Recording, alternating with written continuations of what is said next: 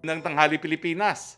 Puyat po tayo ngayon dahil alas 2:30 na tayo nakabalik sa Maynila galing sa Davao kung saan ginawa yung pinakahuling talk to the people ng ating presidente. I'm sure puyat din po yung mga kasama natin sa Malacanang Press Corps dahil pinanood po niya ng nila po ng alas 12 ng gabi ang talk to the people. Pero para dun sa mga hindi nakapanood po ng talk to the people, ito po yung ilang mga sinabi ng ating Pangulo. Una, nagbigay ng salita ang Pangulo tungkol po sa issue ng PSG. Pinagbawalan po niya na umapir sa Senado ang PSG. Para kay Presidente, itong bagay po ito, to quote, is a matter of self-preservation. Pinag-utos din po ng Presidente ang pagpapaliban sa 2021 contribution hike para sa mga miyembro ng Philippine Health Corporation or PhilHealth. Sabi ng Presidente, walang pagtataas sa kontribusyon na mangyayari sa gitna ng pandemya at maghahanap ng pondo ang pamahalaan para ma-recover ang scheduled hike na nakasaad sa batas. Bilang pangunahing autor po ng Universal Healthcare sa bababang kapulungan ng 17th Congress, kaya nga po ang tawag dyan, Universal Healthcare. Hindi po natin inaasa yan ang buhay ng libreng paggamot at libreng gamot sa mga premiums lamang. Kung kulang po ang premiums, talaga pong tutustusan ng gobyerno. Kaya po Universal Healthcare at hindi medical insurance ang tawag sa PhilHealth. Ipinag-utos din po ng Presidente sa Hepe ng Bureau of Internal Revenue or BIR, Attorney Cesar Dulay, na balasahin ang mga personel ng ahensya dahil sa mga irregularidad. Muling nagpapaalala si Presidente sa mga biyahero na nakikikonsaba sa mga tauhan ng airports at seaports na hindi sumusunod sa quarantine at testing requirements. COVID updates naman po tayo. Sang-ayon po sa Johns Hopkins, higit 86.6 million na or 85,604,744 ang tinamaan ng COVID-19 sa buong mundo. Nasa 1,851,153 katao naman po ang binuwian na ng buhay dahil sa coronavirus. Nangunguna pa rin po ang Estados Unidos na mayroong mahigit 20.7 million na mga kaso at 353,131 deaths. Sumusunod pa rin po ang India, Brazil, Russia at ngayon po, United Kingdom na at hindi France. Mayroon tayong 21,219,000 na mga aktibong kaso dito po sa Pilipinas, ayon po sa January 4, 2021 datos ng Department of Health. Sa mga aktibo pong mga kaso, 90.8% ay asymptomatic, mild or moderate, samantalang 9% ay severe or critical. Ang buong bilang ng gumaling ay nasa 448,279 or 93.63 recovery rate. Samantalang malungkot naming binabalita na 9,263 ang binuwi ng buhay dahil sa coronavirus. Nasa 1.93 pa rin po ang fatality rate. Nakikiramay po kami. Ito naman po ang confirmed COVID-19 cases by adjusted date of onset Philippines as of January 4, 2021. Makikita po natin sa infographics na bagamat pababa, nag-plateau na po yung pagbaba. At kung makikita nyo, may isang petsa nga na tumaas pa ang mga kaso ng COVID-19. Ang ibig sabihin po nito, meron po tayong continuing plateauing of cases sa nationally and in NCR. With decreased health seeking over the holidays, there may be undetected cases po na dapat ma-i-add dito. So mag-ingat lang pa rin po tayo, bagamat ang datos ay bumaba, kasi nga po Pasko, mas kakaunti ang nagpa-test. Now, ito naman po ang confirmed COVID-19 na average. Ang death po, ang average death by weeks of death as of 4 January 2021. Nakikita po natin na pababa pa rin po ang mga datos ng mga numero ng mga namamatay. Same decreasing national trend for deaths, especially in NCR and Region 7. New deaths are coming from other regions po, pero pababa po siya. Na makikita naman po natin sa susunod na mga slides ang regional healthcare utilization rates. Bagamat mababa pa rin po ang ating mga utilization rates, tumataas po ang utilization ng Region 11, ng Region 2, at ng CAR. Yan po yung top 3 na tumataas ang utilization rate. Ito naman po ang health system capacity indicators. Ang total bed capacity po natin ay meron po tayo ngayong 23% of authorized bed capacity or approved bed capacity Ang ward beds po natin nasa 7,298, nadagdagan po ng 34. Ang isolation beds natin, 15,848, nadagdagan po ng 444. At ang ICU beds natin ay 2,047, nadagdagan po ng 90 beds. Ang ating mechanical ventilators po ay 2,031, nadagdagan po ng 45 units. Now, pagdating naman po sa isolation, nationally po, ang ating mga TTMFs ay nasa 11,548, nabawasan lang po ng 2. Sa Luzon po, 2,361. Sa NCR, meron po tayong 4,788. Sa Visayas, 56,705. At sa Mindanao ay 53,031. Okay, sa mga laboratory naman po at kasama po natin ngayon ang ating testing SAR, meron na po tayong 199 labs. Ang cumulative number of tests conducted po ay nasa 6,822,163. Tumaas po ito ng 5%. Ang ating positivity rate po are 8.4%, pero ang 7-day average po natin ay 21.675 or 35%. Okay, on other matters, pinirmahan po ng Presidente ang Republic Act number 11509 o ang Doktor para sa Bayan Act na nag-establish ng Medical Scholarship and Return Service or MSRS program para sa mga karapat-dapat na mag-aaral na gusto mag-aral ng medisina. Binibigyang prioridad ng batas na ito ang mga kwalipikadong aplikante sa mga bayan na walang doktor ng gobyerno or government physicians para matiyak na magkaroon ng at least 1 doktor bawat munisipalidad sa bansa. Pinirmahan din po ng Pangulo ang batas ukol sa alternative learning system sa basic education para sa mga out-of-school children in special cases and adults, kasama rito po ang indigenous peoples. Ito ang Republic Act number 11510. Ginagarantiya ng batas na ito ang equitable access para sa lahat ng mga learners, kasama ng mga learners na nakatira sa mga lugar na mahirap maabot at yung ibang conflict-affected communities. Isa rin sa pinirmahan ni Presidente ang Republic Act number 11511, kung saan inamendahan ang Section 2 ng Republic Act number 10068 o yung Organic Agriculture Act of 2010. In-update ang Section 2 at idinagdag ang pagtaas ng kikitain ng mga magsasaka at pag-promote ng food self-sufficiency sa Declaration of Policy.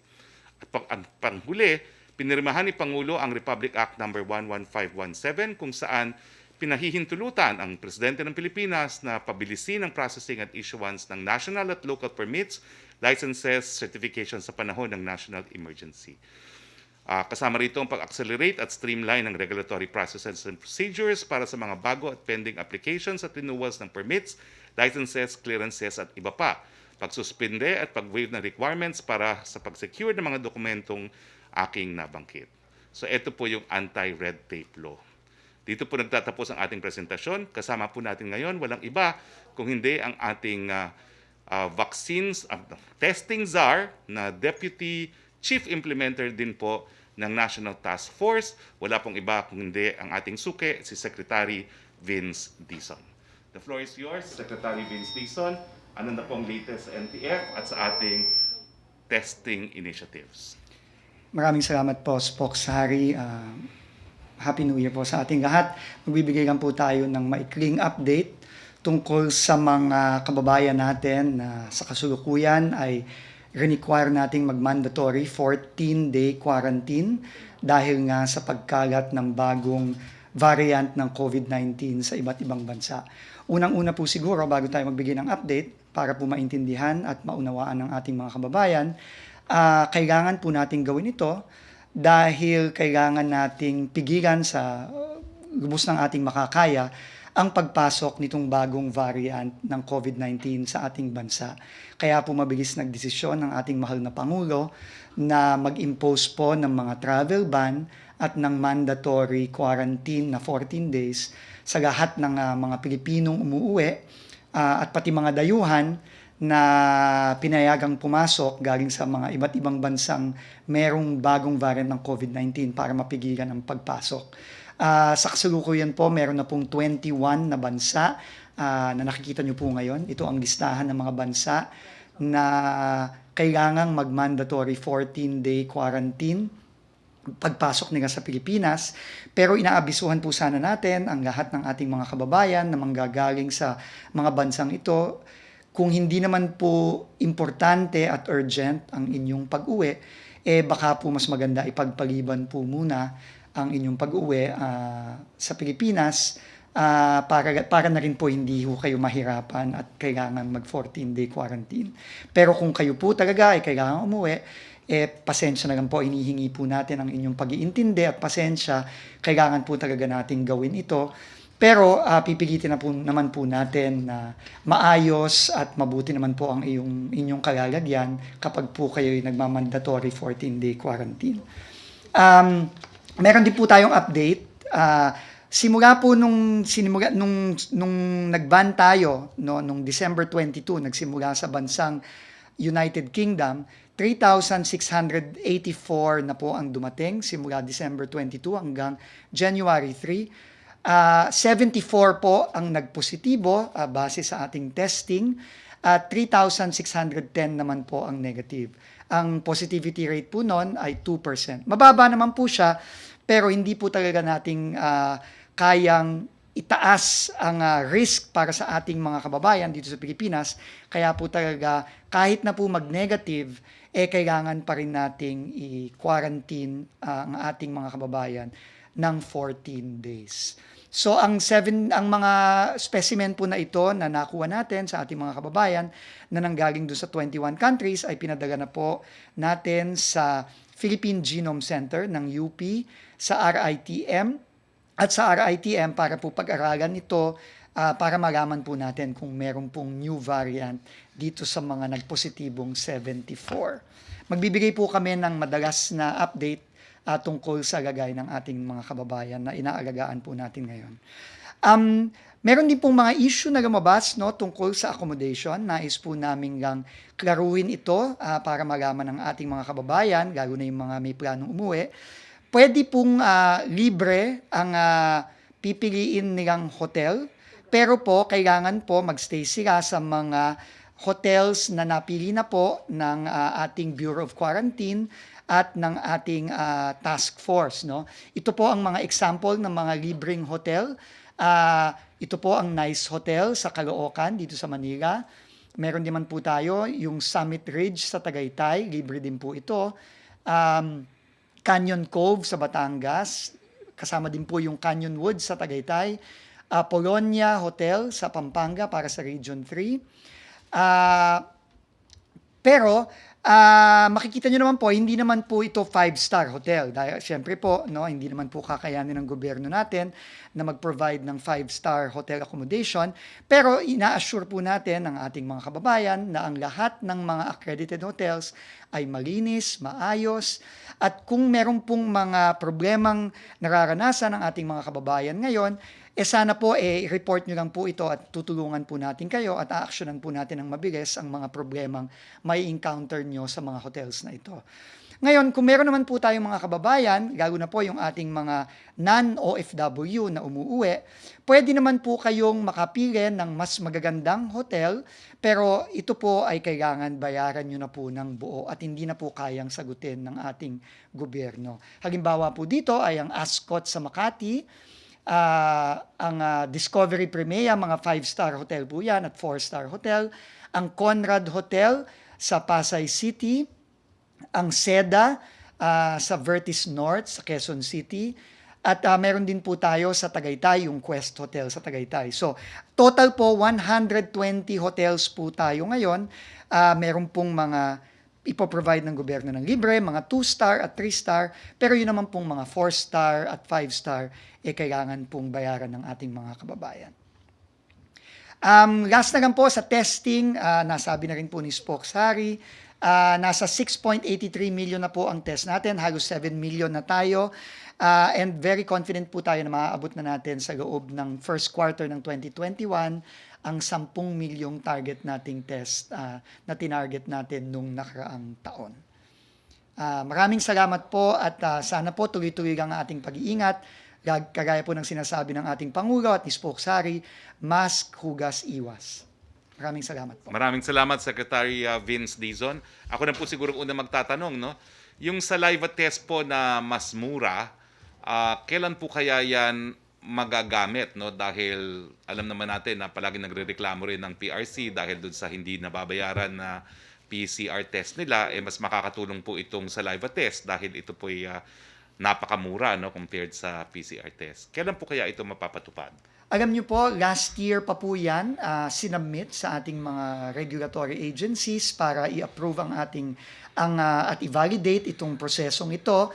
Nauna na po dyan ang application ng Philippine Red Cross at alam naman po natin na napakalaki po na naging tulong nila sa testing natin at naunang po nilang sinubmit yan. And sana po, alam ko po ito'y ongoing ang validation, pero sana po lalo na sinabi na ng ating Pangulo na dapat bilisan na natin ang validation ito, sana po bilisan na po ng ating regulatory agencies at validation agencies under the Department of Health ang pagpapalabas ng guidelines dito para magamit na natin itong saliva test. Dahil alam nyo, Spokesperson, no, tama po ang ating mahal na Pangulo, hindi po biro ang ma-PCR test at ma-swab ng ilang beses. Masakit po yan, very invasive. Tayo po mismo, ako po mismo, halos mahigit 30 na akong PCR test at hindi po siya komportable at may kasakitan po yan at sana napakalaki po ng maitutulang ng saliva test. So sana bilisan na natin na mapalabas ito and sana sa loob ng linggong to, sa susunod na linggo ay lumabas na. Last na lang po sa akin, galing sa akin na Sec Dizon, no? Yung pooled testing na PCR na nais din natin na maaprubahan, ano na pong status nyon dahil madidivide by 4 o 5 yung cost ng PCR kung maaprubahan po itong pooled testing? Finally po, lumabas na ang guidelines for pooled testing. Ito po ay na-aproba na ng ating DOH.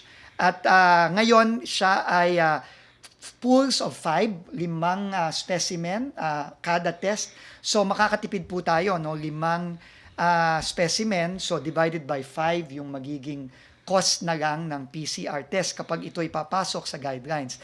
Sa loob po ng guidelines ng DOH, ito po ay maaari nating gamitin sa mga sitwasyon na mababa ang incidence ng potensyal ng pagkakahawa ng COVID-19. So pwede po natin gamitin yan sa ating mga OFWs. Nakita po natin, no, 2% lang ang on average ang ating positivity rate sa ating mga OFWs.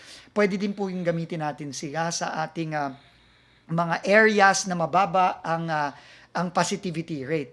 Pero kapag mataas po ang positivity rate, hindi po ito magagamit dahil masasayang lang po ang mga pinupool test natin dahil mataas po ang tsansa na meron pong magpo-positibo. So pwede na po siyang gamitin at malaki pong bagay ito at mapapababa ang cost ng PCR at mapapadami pa po natin ang mga nagtetest. Pero ngayon po, sa NCR at nationally, mababa na po ang ating positivity rate, di ba po? Mababa na po. Tumaas po siya nung ating holidays dahil nga po konti ang ating testing nung ating holidays. Pero aasahan na po natin na dadami po ulit ang ating testing ngayong linggong ito at sa mga susunod na linggo. And bababa naman po yan, no? Hopefully.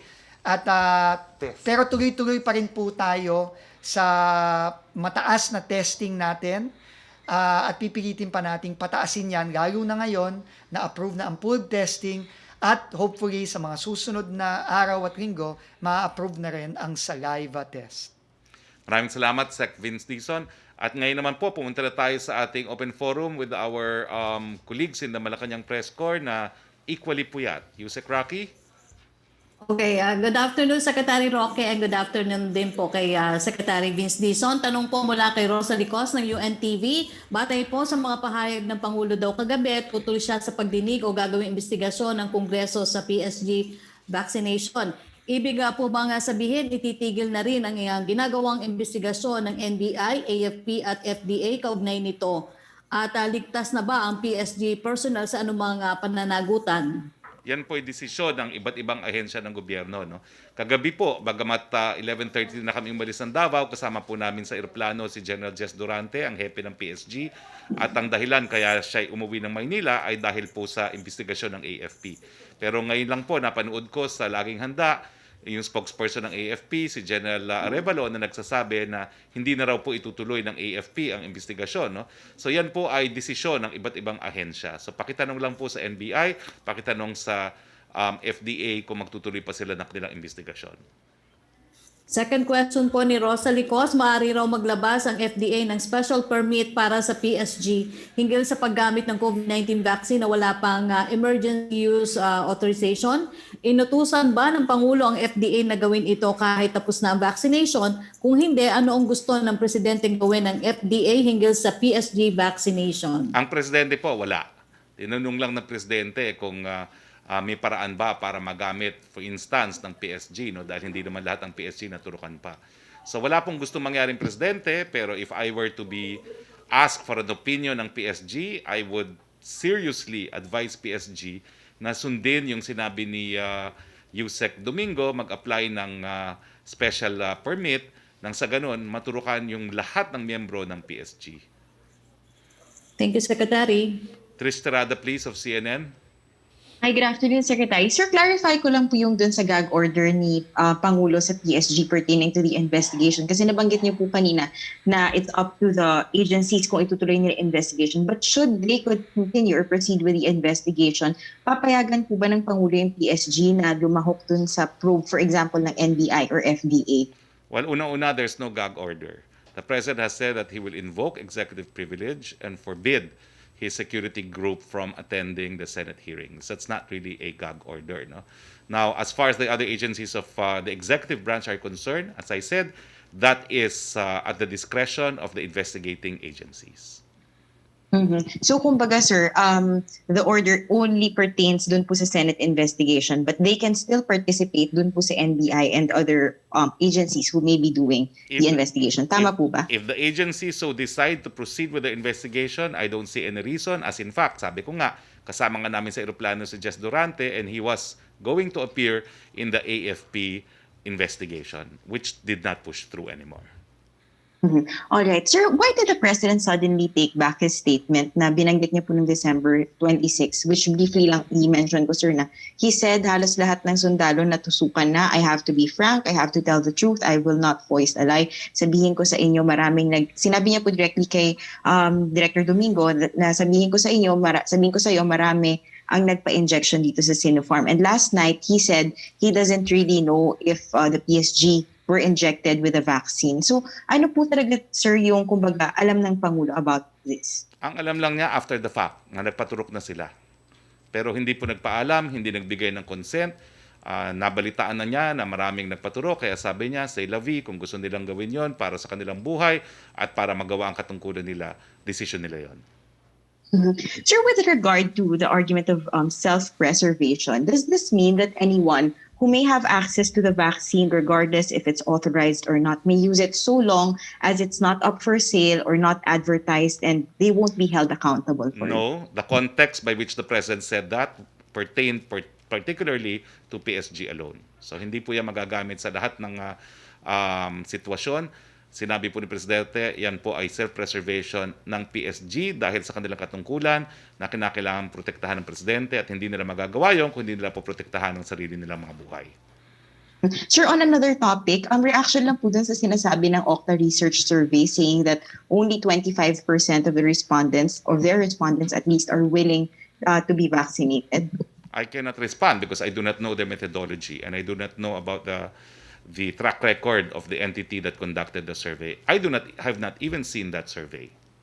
Mm-hmm. Sir, last question for you before I go to Secretary Dizon. Sir, yung comment niyo na lang po siguro doon po sa revived proposal for a new franchise for ABS-CBN, because Senator Ralph Recto said that this proposal will only be passed if they have a support or it's backed or by Malacanang. Well, again, I beg to differ. That is a sole constitutional prerogative of Congress, which must originate from the House of Representatives. Sir, thank you, Secretary. Sir, we go to Secretary Vince Dizon, please. Please. Go ahead. Hi, Hi, good Tricia. afternoon, Good afternoon, Secretary Vince. Happy New Year po. Happy Sir, New very Year. briefly lang, sir, no? you mentioned earlier yung 120 hotels or at least yung options ng mga babalik dito sa bansa. But sir, can you just walk us very briefly through the process of mandatory quarantine? Lalo na sir yung mga papasok sa bansa. Kasi marami po yung nagtatanong, how exactly will the process be? Can they go on their own to their hotels or to their quarantine facilities using their own vehicle, or will the government be providing a shuttle that will bring them to their location? And do they have to book hotels in advance? Unang-una po, no, kapag ang ating mga kababayan ay pauwi, ini-encourage na natin sila na mag-pre-book kung gusto nilang mag-pre-book na ng hotel. Pagdating po nila sa Pilipinas, sila po ay automatically ay isa-swab test sa airport upon entry. Yung pong mga specimen nila ay dadalhin po sa ating mga laboratorio at itetest. Ngayon po, on average, 24 hours, sometimes even less na lang po ang turnaround time natin for test results. Pagdating po nila, tatanungin po sila ng ating one-stop shop sa mga airports natin kung sila ay meron ng hotel. Kung sila po ay wala, papipiliin po sila kung gusto nila yung libreng hotel. May i-assign po na hotel sa kanila base sa mga hotels na nakuha na ng ating gobyerno para sa mga ating returning Filipinos at OFWs. Yun po ay libre. Pero kung gusto po nila ng mas magandang accommodation, kailangan po silang pumili sa list of accredited hotels ng ating Bureau of Quarantine at doon po sila kailangan magbayad ng buo. Para po sa transportation, hindi po sila pwedeng pumunta on their own. Either magpo-provide po ng transportation ang ating authorities sa airport, or kung sila po ay pre-booked at merong na-arrange sa kanila, papayagan naman po silang gumamit ng hotel-provided shuttle. So yun po ang process sa airports. Thank you po. Thank you, Secretary Vince. Thank you, Secretary. Thank you, Trish. Back to you, Sec. Roque, please. Yes, Secretary, question mula po kay P. Gutierrez ng ABS-CBN. Ang tanong po para kay Secretary Roque and para rin daw po kay Secretary Vince Dizon. Ito po ang tanong niya. What is the national government's policy on the planned procurement of LGUs of COVID-19 vaccines for their own localities? Will LGUs be allowed to use their local disaster risk reduction and management funds for the procurement of vaccines?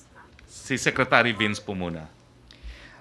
Opo, maraming salamat po, Spokesperson, Yusek Roque.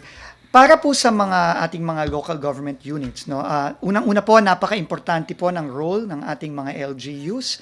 Hindi lang sa bakuna, kundi dito sa buong response natin sa COVID-19. Kaya nagpapasalamat tayo sa kanilang leadership at sa kanilang partnership. Pwede pong mag-avail ng vaccines ang ating mga LGUs, pero ito po ay kailangan gawin through a tripartite system or agreement between yung vaccine manufacturer, yung LGU at ng national government. Dahil po ang mga vaccine manufacturers ngayon sa buong mundo, ang polisiya po nila ay nakikipag-deal lang po sila sa mga national governments. Dahil po unang-una, very, very limited po ang supply ng vaccines. At ikalawa, syempre po pag gobyerno, special po yung presyo, no? Mas mababa po ang presyo. Kaya meron naman pong sistema through the vaccine cluster sa pamumuno ni Sec. Galvez para sa LGUs at para na rin sa mga private companies. Katulad kahapon po, nagsalita po si ang Ayala Corporation dito sa briefing at ganun din po ang sistema ng mga private companies. Meron pong tripartite agreement at yun din po ang susundin natin sa ating mga LGUs. Yes, Yusek Roque? Yes, Secretary Roque, yung tanong din para sa inyo rin po daw. Well, ang tanong po kung magagamit nila yung calamity funds nila, no? Meron pa po tayong impending public health crisis, no? Pero ang ginagawa po ng mga iba't ibang mga pamahalaan doon sa budget na in-approve nila para sa ngayong taong nito, ay naglagay na rin po sila ng budget para sa mga bakuna. Okay, thank you, Secretary. Yes, thank you, Yusek. Pierre Nada, please. Hello, sir. Good Yes, go afternoon. ahead. Can you hear me? Yes, good afternoon. Yes, sir. Sir, just on the PSG first. Sir, yesterday during your press briefing, you said about the PSG, Haharap po ba sila sa mga investigasyon? Syempre po, wala po tayong tinatago. Then hours later, the President orders the PSG not to participate in a Senate hearing on this matter. So sir, is the President hiding something, and why not be transparent to the public through a Senate hearing? The President invoked executive privilege, which is in the Constitution, in prohibiting yung PSG po in appearing sa Senado. Pero marami pa pong investigasyon dyan, NBI, FDA, AFP, no? Well, gaya nga po ng sinabi ko kanina, handa pong humarap si General Durante dun sa AFP, pero kinancel naman ang hearing. So yung mga hearings ng ehekutibo can continue, and of course we expect the PSG to appear and cooperate. So, sir, the President will explicitly order the PSG to cooperate with executive agencies who are going to investigate their vaccination. He does not have to. Kinailangan lang niya na i-articulate na he's invoking executive privilege in forbidding them from appearing in the Senate. Yes, sir, the Senate hearing, but I'm talking about the executive agencies' probes. Will he actually also order them explicitly to participate in those probes for the sake of transparency? He does not have to. We all belong in the executive branch of government. As I said, So they will. it will They now will depend. participate in those probes. I think they will, because there is no order from the President not to participate. All right. Sige, sir. Sir, moving on to the President sounded frustrated also about Pfizer being the only firm to apply for an EUA. Sir, how will the government make sure that more pharmaceutical companies apply for EUA? I actually clarified this with Yusek Domingo, and an alternative would be with the procuring entity to apply for the EUA, because under the FDA rules, it's either the manufacturer or the procuring entity, the DOH in this instance.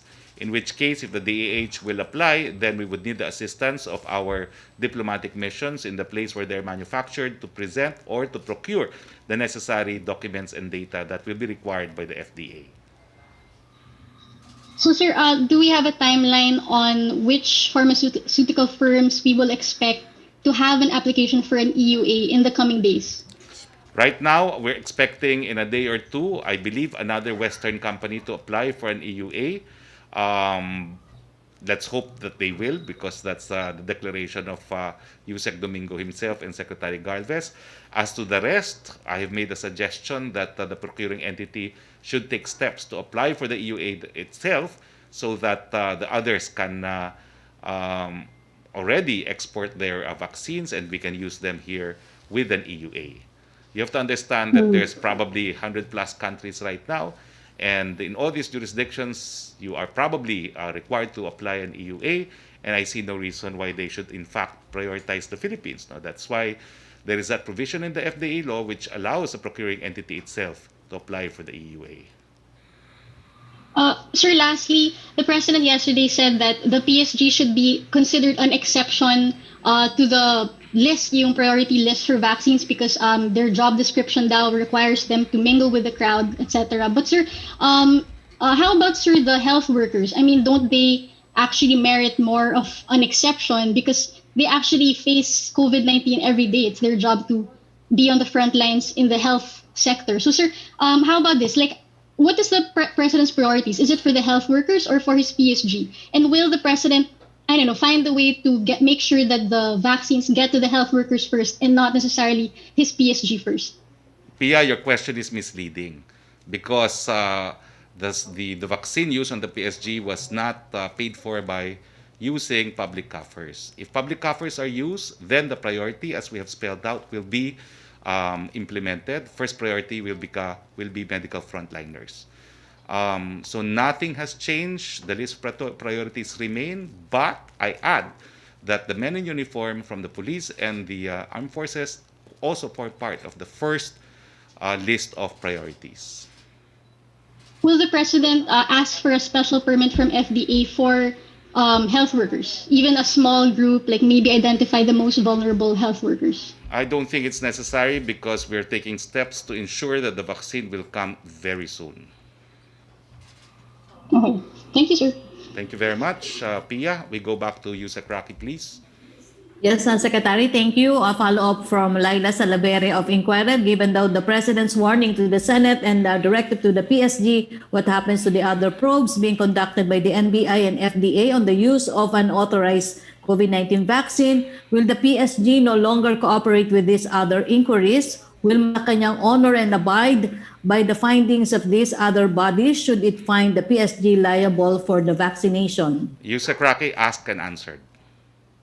If second question po niya, if the PSG will coordinate with other probes, why will the Senate inquiry be treated differently? Because the concept of executive privilege arises from separation of power and the fact that the president must be allowed to make correct, even if unpopular decisions.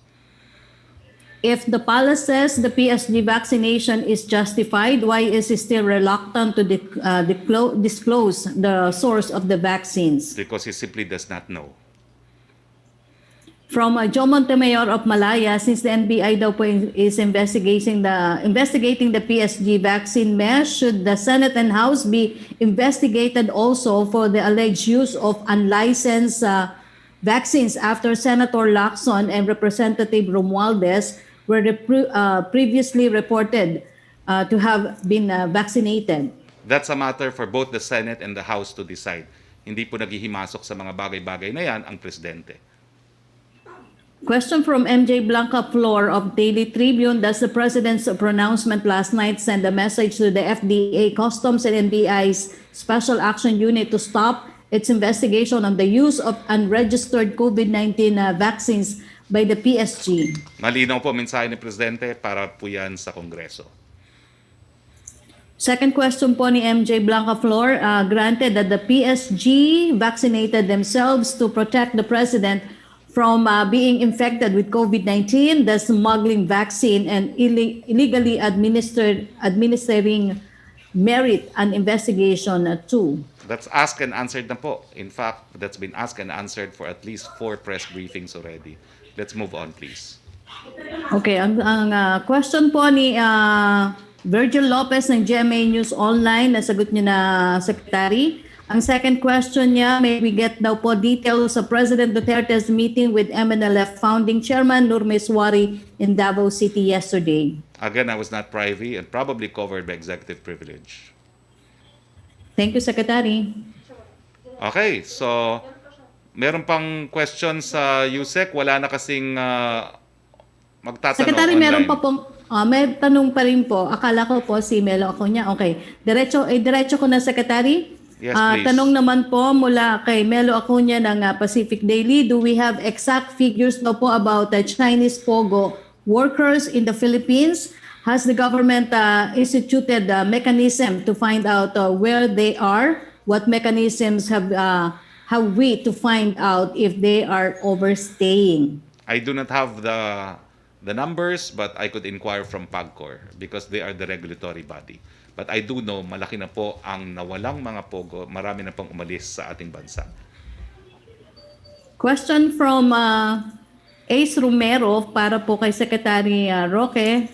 You have repeatedly said that the President's duty is to enforce or implement the law, noting that he is the Chief Executive. How will you reconcile your previous statement with the President's remarks about giving exception to the PSG members even if there is nothing in the FDA law exempting the situations they were into?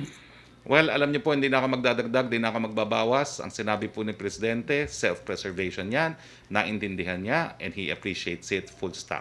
Kung meron pong gustong magpatuloy na investigasyon, dito po sa ehekutibo, hindi po pinipigilan ng Presidente. Ang sabi lang niya, wala pong matter in aid of legislation sa bagay nito at hindi niya naintindihan kung bakit gusto pa mag-imbestiga ng Senado. Full stop po. Okay, question po mula kay Ian Cruz ng GMA7. Kung hihinto na raw po ng AFP ang investigasyon nila kaugnay sa bakuna ng PSG, hindi po ba maapektuhan ang ginagawa investigasyon ng NBI at FDA? Hindi po siguro, no? Dahil iba namang ahensya ng gobyerno yan. May sariling legal charter po ang NBI. Second question po niya, reaction niya daw po sa pahayag ni Senator Ping Lacson, I quote, It is awful that the Senate hearing wants to focus on investigating the PSG personnel who allowed themselves to be inoculated instead of asking why we have no vaccines yet, unlike many other countries. Let's ask again who dropped the ball, and end quote. I partially agree with him dahil ang dapat pag-usapan po natin, hindi yung kung sinong nabigyan sa PSG. Ang dapat talagang pinag-uusapan, kailan darating ang bakuna, paano natin madidistribute yan, at hindi naman po tayo nagkukulang dyan doon sa pagsabi sa plano ng gobyerno. Meron pong magandang balita, mas maaga po ata darating ang bakuna, pero hindi ko pa po pwedeng masabi kung kailan talaga. Pero ito po ay isang kategoryaan doon sa hiling ng presidente na nais niyang mapabilis pa yung proseso ng pagbibigay bakuna sa ating mga kababayan. Hindi naman po tayo nahuhuli. Inisa-isa po natin ang ating mga karatig bansa dito sa Southeast Asia. Singapore lang po ang nakapagsimula na. Ang lahat ng ating mga kasama sa ASEAN ay magsisimula pa rin ng first quarter, kasabay lang po natin. At tanggapin natin na talagang mauuna yung mga bansa gaya ng Estados Unidos, United Kingdom, Canada, dahil sila po ang nagbayad para ma-develop yung mga bakunang yan. Pero ganun pa man, nandyan din po yung ating mga bakuna na ginagawa ng ating mga karatig bansa na kasama nating hindi masyado mayaman, mga bakuna na gawa po ng China at ng India na magagamit na rin po natin sa lalong mabilis na panahon. For Secretary Vince Dizon, although nasagot na rin niya, basahin ko na lang po, baka may madagdag pa siya. Ano na po ang update ukol sa saliva testing para sa COVID-19? Gaano po ka-epektibo at ka-economical ang saliva testing kumpara daw po sa RT-PCR tests? Ang saliva test po ay ginagamit na sa ibang bansa simula nung nakaraang taon. At kagaya ng sinabi kanina, matagal nang inaplayan ito. Halimbawa, nanguna dyan ang Philippine Red Cross. Kaya natutuwa tayo na sana sa lalong madaling panahon malabas na ang validation nito at magamit na ng ating mga kababayan. Dahil unang-una, mas mura ito, ikalawa, ito ay mas madali para sa ating mga kababayan. Opo. Ang question naman po ni Maricel Halili ng TV5 for Secretary Roque, nasagot nyo na rin po about the PSG. From Tina Panganibang Perez of GMA7, para po kay Secretary Roque, how soon daw po will the IATF come up with guidelines about procurement of provinces of their own COVID vaccines? Will they be allowed to use their calamity funds? Nasabi na po yan, nasagot na po yan ni Secretary Vince Dizon. Kinakailangan po yan tripartite agreement dahil G2G pa rin ang pagbibili po ng mga bakuna. Sa calamity funds, theoretically po pwede po, pero alam ko ang naging patakaran ng mga nagsabi ng bibili sila, nagkaroon sila ng specific item in their budget. Opo. Additional question po ni Ian Cruz, although nasagot na rin ni Secretary Roque about dun sa Octa Research Survey na only 25% sa NCR daw po willing magpa-vaccinate. Tanong naman po ni Ace Taliwas Romero, po kasi yan dun sa... nasagot nyo na rin po tungkol dun sa saliva-based testing. From Jonah Violagon para kay Secretary Dizon po, do we allow Airbnb now? They have been private condo owners renting out their units, especially during the holidays. Are they liable for anything? Will they be liable for any penalty? Sa ngayon po, hindi po natin pinapayagan yan. Ang pinapayagan nga po natin ay yung mga accredited ng ating Bureau of Quarantine at ng National Task Force. Well, I can state po na halos wala na pong Airbnb na natira kasi lahat po ng alam kong mga condominium corporation ay pinagbawal na rin po ang Airbnb, no? Sang-ayon na rin sa pag-uutos ng ating DOT, no? So ang ginawa po nila, nagkaroon po ng mga resolutions na nagsasabi na kinakailangan minimum 6 months po ang pag-upa, meaning yung mga daily or yung mga weekly na umuupa, pinagbabawal na rin po. So that's actually a moot and academic question dahil halos decimated na po yung Airbnb business. Opo, tanong naman ni Ace Romero para kay Secretary Roque, who is the Western company that will file for EUA at kailan daw po? Ang sabi po kahapon 2 to 3 days, antayin na lang po natin. Question naman po mula kay Laila Salaveria, kung pwede pa po, how will the deferment of the PhilHealth contribution hike be implemented if this is not provided for in the UHC, Universal Healthcare? Alam nyo, as primary author of that law, mali po yan. Hindi po ibig sabihin palibasa nakasulat sa batas na mayroong pagtaas, malalabag ang batas kung hindi magkakaroon ng pagtaas. ang buong konsepto po ng universal healthcare. Kung hindi sapat ang premiums, tutustusan po ng gobyerno. Otherwise, it will be called medical insurance. Yun po ang pagkakaiba. Okay, thank you, Secretary. Yung po mga questions na nakuha natin ngayong araw. Well, since wala na po tayo mga katanungan, nagpapasalamat po tayo sa ating mga kasama sa Malacanang Press Corps. Maraming salamat, Yusek Roque. At syempre, maraming salamat po kay Secretary Vince Dizon. It is an honor to be co-chairman of the Vince Dizon Fans Club. At maraming salamat po sa ating mga kababayan sa inyong patuloy na pagtangkilik sa ating press briefing. Sa ngalan po ng inyong Presidente, Rodrigo Roa Duterte, ito po inyong Spokesperson Roque nagsasabi, Pilipinas, parating na ang bakuna, abutin sana natin ang bakuna, samantala ngayon, kinakailangan, mask, hugas, iwas. Happy Three Kings sa inyong lahat. Magandang hapon po sa inyong lahat.